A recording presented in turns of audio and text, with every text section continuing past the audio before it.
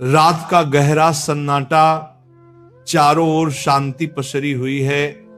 आप गहरी नींद में हैं। दिन भर की थकान के बाद आपका शरीर और मन विश्राम कर रहा है और तभी अचानक आपकी नींद टूट जाती है। आप आंखें मलते हुए उठते हैं। एक अनजानी सी बेचैनी आपको घेर लेती है। आप घड़ी की ओर देखते हैं और हर बार की तरह सुइयां रात के 3 से 5 00 के बीच का समय बता रही होती हैं। नींद टूटने का कारण पेशाब जाने की तीव्र इच्छा। आप में से ना जाने कितने लोग हैं जो हर रात इस अनुभव से गुजरते हैं।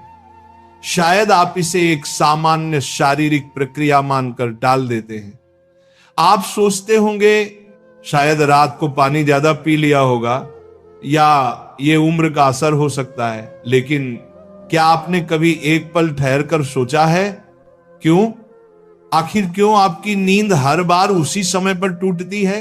क्यों नहीं रात 12 बजे? क्यों नहीं सुबह 6 बजे? आज हम जिस रहस्य से पर्दा उठाने जा रहे हैं उसे जानकर शायद आपके पैरों तले जमीन खिसक जाएगी, क्योंकि ये कोई साधारण घटना नहीं है, बल्कि ये ब्रह्मांड की दिव्य शक्तियों का एक गहरा और रहस्यमयी संकेत है जो सीधे आपको भेजा जा रहा है। ये एक पुकार है, एक संदेश है, एक चेतावनी भी और एक अवसर भी। लेकिन अब तक आप इसे अनसुना करते आ रहे हैं, तो अब अपनी सांसें थाम लीजिए, क्योंकि आज आप जानने जा रहे हैं उस रहस्य को जो आपके जीवन को बदल सकता है। सुबह 3 बजे से 5 बजे के बीच पेशाब जाने के लिए आपकी नींद का खुलना दरअसल आपके प्रारब्ध, आपके भविष्य और आपकी आत्मा से जुड़ा हुआ एक अद्भुत संकेत है। ये एक सच है जिसे जानने के बाद आप कभी भी इस घटना को सामान्य नहीं समझ पाएंगे। हमारे प्राचीन वेद पुराण और ग्रंथों में समय को सिर्फ घड़ी की सुई नहीं माना गया है। समय को एक जीवित शक्ति, एक ऊर्जा माना गया है। दिन के हर घंटे का एक अपना असर होता है, एक खास ताकत होती है। लेकिन इन सभी में जो समय सबसे पवित्र, सबसे शक्तिशाली और सबसे अद्भुत माना गया है वह है ब्रह्म मुहूर्त।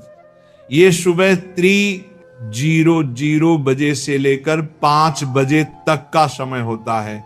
ब्रह्म का मतलब है परमात्मा और मुहूर्त का मतलब है समय, यानी ये वो वक्त है जिसे परमात्मा का समय कहा जाता है। इस समय सृष्टि को चलाने वाली ऊर्जा अपने सबसे ऊंचे स्तर पर होती है। रात का अंधेरा खत्म हो रहा होता है और दिन का उजाला अभी आया नहीं होता। ये दोनों के बीच का एक जादुई पल होता है। इसी समय देवी देवता, दर्श मुनि और दिव्य आत्माएं सूक्ष्म रूप में धरती पर आती हैं।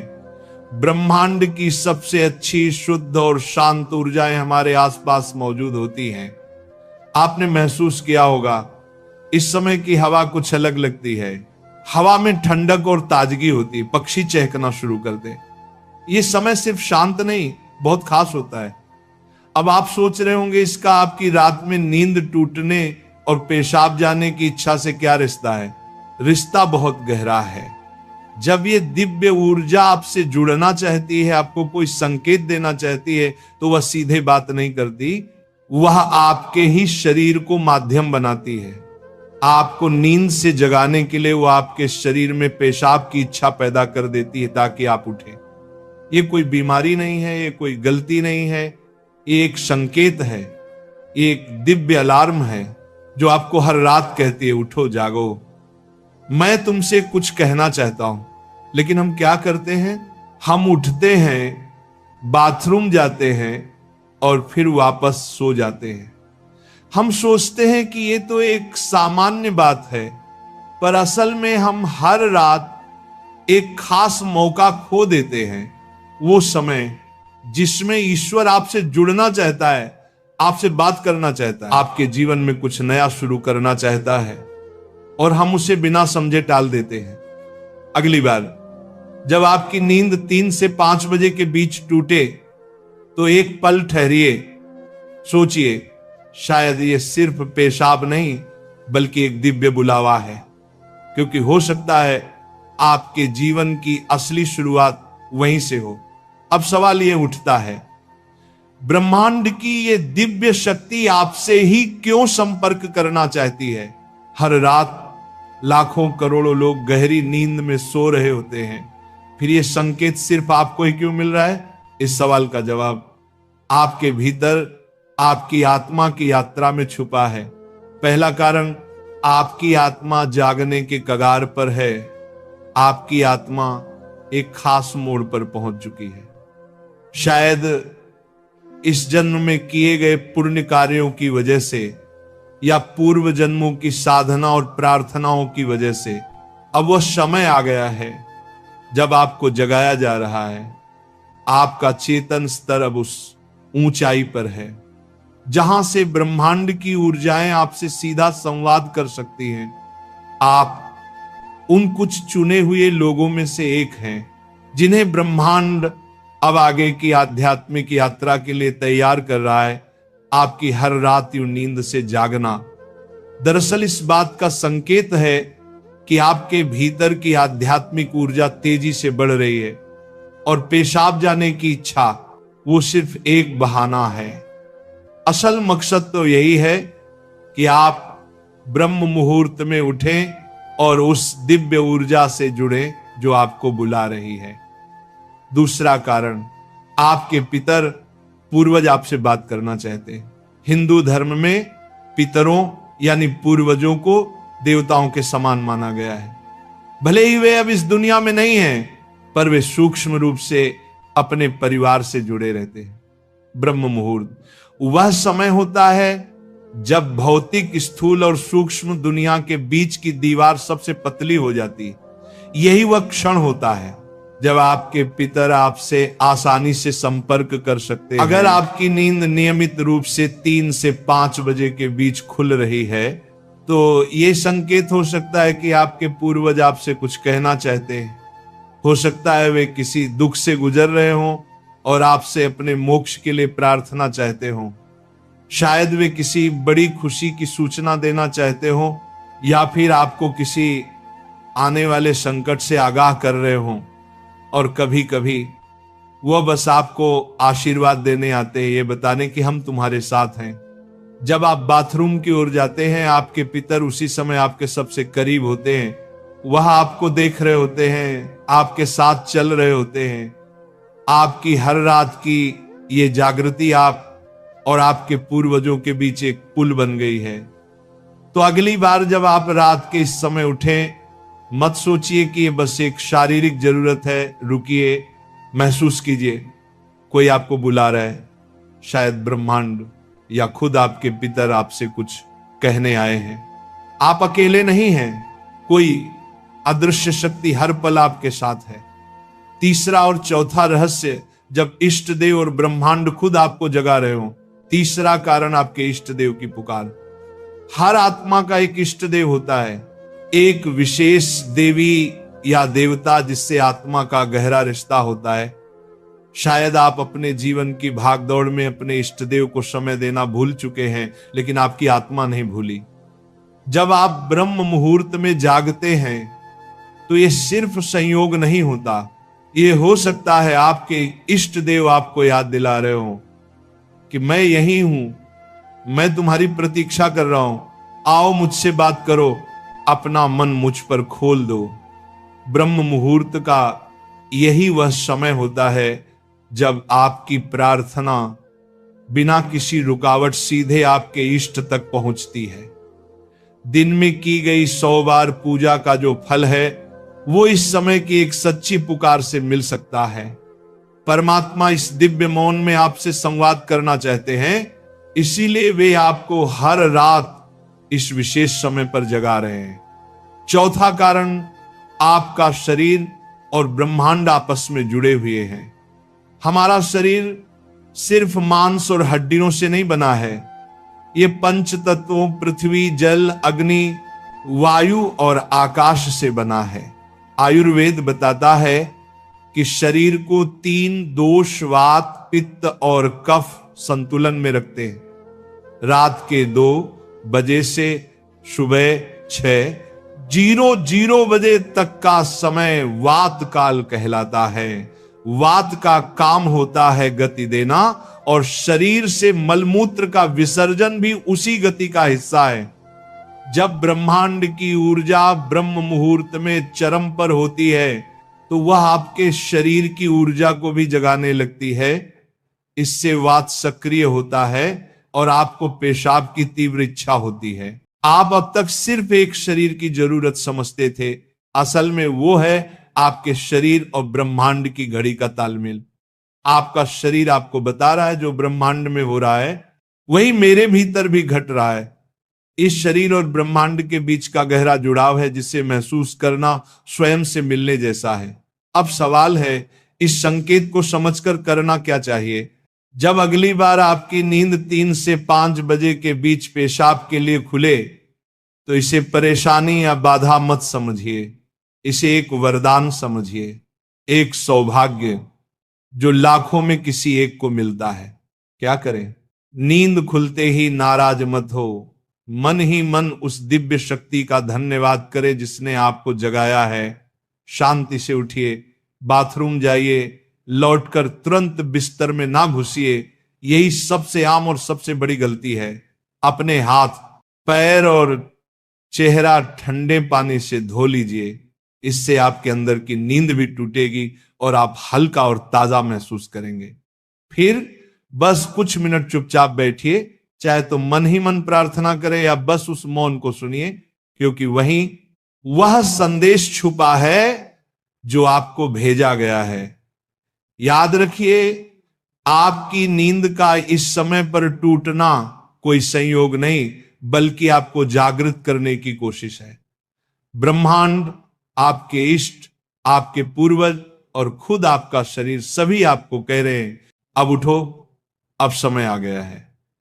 बस आराम से बैठें और अपनी आंखें बंद कर लें, अपनी पीठ सीधी रखें और धीरे धीरे सांस लेने और छोड़ने पर ध्यान दें।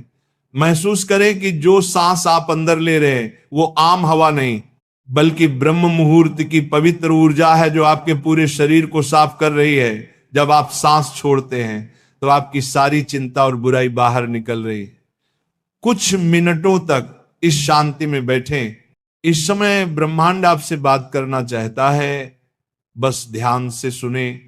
हो सकता है कोई अच्छा विचार आपके मन में आए या कोई जवाब मिले जिसे आप लंबे समय से खोज रहे थे। अगर चाहें तो अपने पसंदीदा देवता का ध्यान कर सकते हैं या धीमी आवाज में ओम का जाप कर सकते हैं। ओम की आवाज ब्रह्मांड की ऊर्जा से जुड़ती है और आपकी सोच को साफ करती है। आप अपने पूर्वजों को भी याद कर सकते हैं और मन ही मन उनसे प्रार्थना करें, हे मेरे पूर्वजों, मैं आपको प्रणाम करता हूं, कृपया हम पर अपनी कृपा बनाए रखें और अगर मैंने कोई गलती की हो तो मुझे माफ कर दें।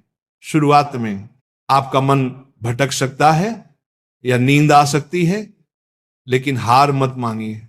बस 5 से 10 मिनट से शुरू करें। धीरे धीरे आपको यह समय पसंद आने लगेगा। आपका मन और शरीर भी इस समय के लिए तैयार होने लगेगा। यह आपकी आत्मा की प्यास है जो अब जाग रही है।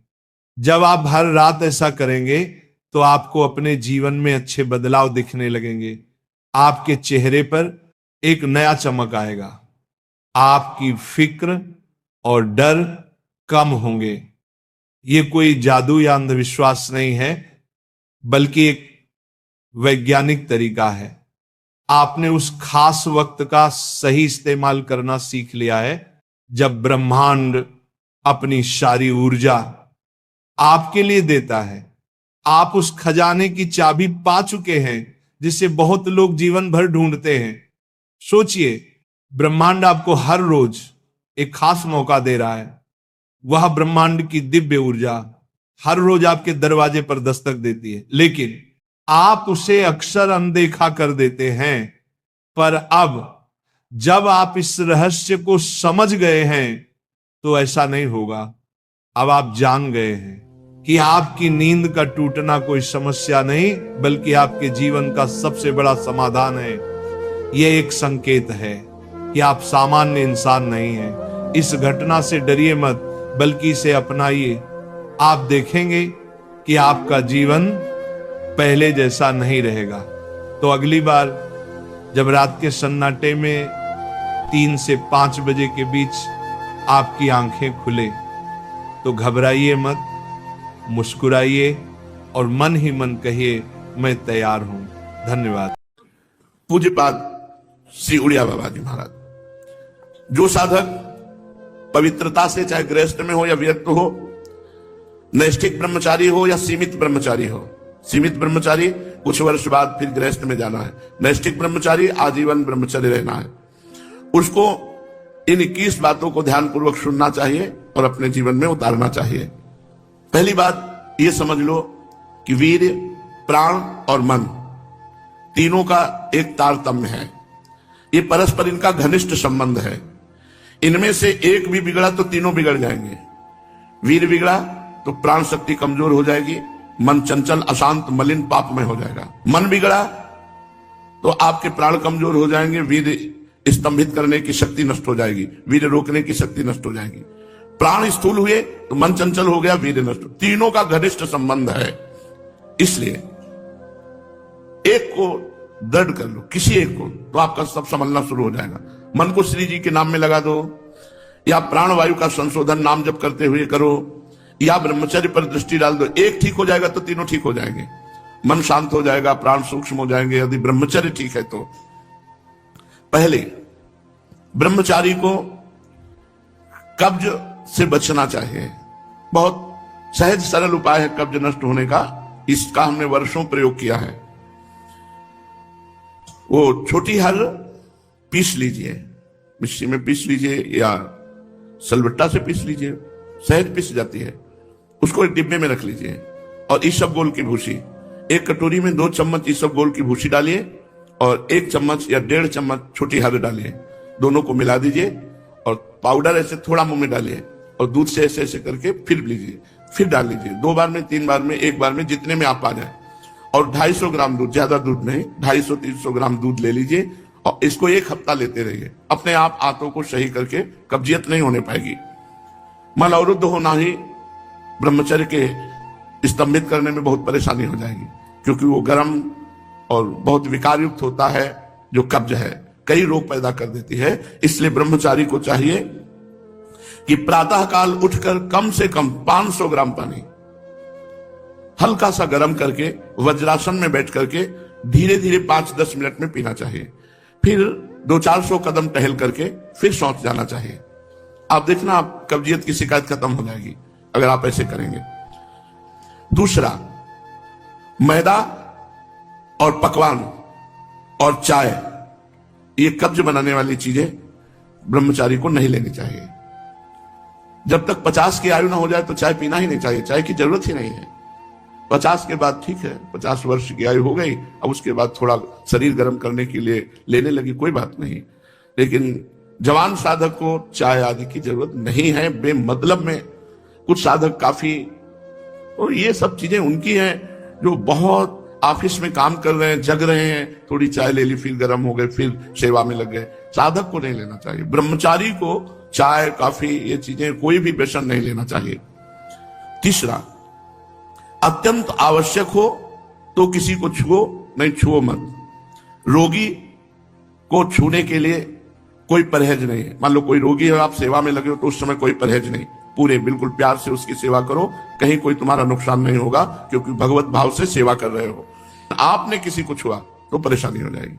इसीलिए बच के भगवत मार्ग में चलना है, बच के। अब वो कैसी पवित्रता से है, कैसे विचार वाला है, कैसे आचरण करता है, उसके सारे परमाणु शरीर में, आप टच करेंगे वो परमाणु आप में आ जाएंगे, बच के। चौथा, किसी से अश्लील बातें मत करो। ब्रह्मचर्य रहना है तो गंदी बातें, भोग संबंधी बातें, अश्लील बातें ना करें। 5वां, बाल काढ़ना, काला लगाने लेना बालों में, मांग काट, ये सब बिल्कुल नहीं। कपड़े, इसी 5वें में बाल, कपड़े, श्रृंगार, शौक, शौकीनी, ये सब ना करें, क्योंकि ऐसा करने से शरीर, मन, बुद्धि, ये तीनों रजोगुण से युक्त हो जाते हैं और साधक का पतन होने लगता है।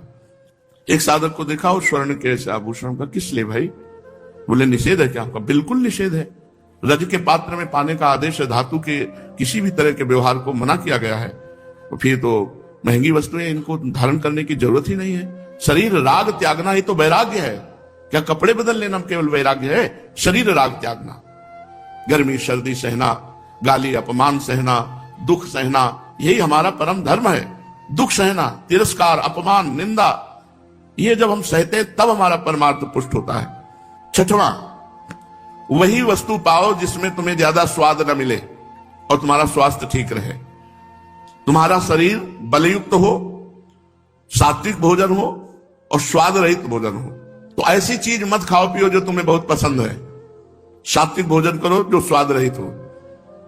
सातवां, इत्र, फुलेल, सुगंधित द्रव्यों का लेपन बिल्कुल निषेध है ब्रह्मचारी के लिए। सुगंधित द्रव्य लगाना, इत्र फुलेल लगाना, ये बिल्कुल निषेध है, नहीं लगाना चाहिए। आठवां, प्रतिदिन नियमानुसार व्यायाम करें। व्यायाम बहुत बार साधकों से कहते करो। देखो, एक मोटरसाइकिल भी सुबह जब स्टार्ट की जाती है, बहुत जोर से स्टार्ट की जाती है, खड़े खड़े उसको बहुत, वो एकदम गर्म हो गई, चल दी। तो ऐसे बहुत जोर से आधा घंटा स्टार्ट हो, दंड बैठक मारी, पसीना पसीना हो गए, सर के बल खड़े हुए, और भी आसन, प्राणायाम, व्यायाम, अगर ये करोगे व्यायाम तो ब्रह्मचर्य बहुत पुष्ट। जवान से को जवान हो तो 100-500 दंड मारी, 100-500 बैठक मारी, तब समझ में आता है हाँ ब्रह्मचारी, समझ में आवे कि ब्रह्मचारी। व्यायाम करो, प्राणायाम करो, करो, मानो हमारी बात। हर साधक को, चाहे गृहस्थ साधक को, चाहे विरक्त, व्यायाम तो करना ही चाहिए। बहुत बड़ी औषधि व्यायाम है। प्रतिदिन नियमानुसार व्यायाम करो और भोजन उतना पाओ जितना आराम से पच जाए। 9, अच्छी तरह चबा चबा करके भोजन करो। कोई कोई तो ऐसे भोजन करते हैं, कवल गया वो अंदर गया। भगवान अंदर कोई मशीन कटिया काटने की थोड़ी लगी। आते हैं 32 दांत भगवान ने इसलिए दिए कि 32 बार एक कवल को चबाओ, एकदम महीन लुगदी करके। 2 रोटी भी अगर ऐसे पाओगे तो बहुत बड़ा असर करेंगे, वो आपका पौष्टिकता बढ़ाएंगे। अरे जल्दी जल्दी जल्दी जल्दी, शास्त्र कहता है थोड़ा आहार करो लेकिन खूब चबा चबा करके आहार करो। और दांत सफाई रखनी चाहिए। पाचन शक्ति पर बहुत प्रभाव पड़ता है जब आप चबा के नहीं पाते हैं। कुछ दिन बाद आपका लीवर गड़बड़ हो जाएगा।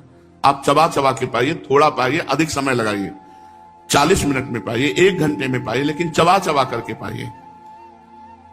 अगर हमारा भोजन चबा के जाएगा तो बहुत जल्दी पच जाएगा और वो स्वास्थ्यवर्धक होगा। थोड़ा अन्न भी बहुत शक्ति प्रदान करेगा। 10वां, 3 बार स्नान करना चाहिए ब्रह्मचारी साधक को। 3 बार ना हो सके तो 2 बार तो करना ही चाहिए। मुझे लगता है 2 बार तो प्राय सब लोग करते हैं, क्योंकि प्रातः स्नान और शाम के जब वाणी पाठ में आते हैं तो सब स्नान तिलक करके आते हैं। 11वां, अपने विचारों को रात्रि के सोते समय जांच कीजिए कि कितने मिनट गंदे विचार आए, किसके संग से आए, क्यों आए, कैसे हटाना चाहिए। 12वां, जहां रह रहे हो ऐसे स्थान पे होना चाहिए जिससे आपको शुद्ध वायु मिलती रहे। एकदम लॉक आसपास से बंद ऐसा नहीं, ऐसा होना चाहिए जिससे वायु क्रॉस होती हो। और वायु क्या है उसको कहते हैं अंग्रेजी में, हाँ जो है, हाँ वही लेसन वो हवा क्रॉस होती हो, वेंटिलेशन, हाँ हवा क्रॉस होती हो, ऐसा रखना चाहिए अपने कमरे का कि एक दरवाजा खोल दिया, खिड़की खोल दिया, थोड़ा वायु शुद्ध आती रहे। 13वां, प्याज, लहसुन, ये चीजें भोजन में नहीं होनी चाहिए। अब इसके आगे वाली तो क्या वर्णन करें, मांस मछली, ये तो कभी नहीं खाना चाहिए, खाना ही नहीं चाहिए किसी को भी। प्याज लहसुन घोर तमोगुण पैदा करता है, इसे नहीं खाना चाहिए, ये संतों ने वर्जित किया है। इसमें कोई पाप नहीं है खाने में, पर ये तमोगुण है और भजन में बहुत विरोधी है, इसलिए इसे नहीं पाया जाता। जैसे कुछ संत सलगम नहीं पाते, गाजर नहीं पाते, बैंगन नहीं पाते, क्योंकि इनमें तमोगुण उत्पन्न होकर के भजन विरोधी वृत्ति आने की संभावना है। प्याज लहसुन तो खुला सब संतों ने निषेध किया है, जो हमारे भागवतिक मार्ग में चलने वाले हैं। रात को रसेदार शाक या दही या छाछ नहीं खाना चाहिए रात के समय।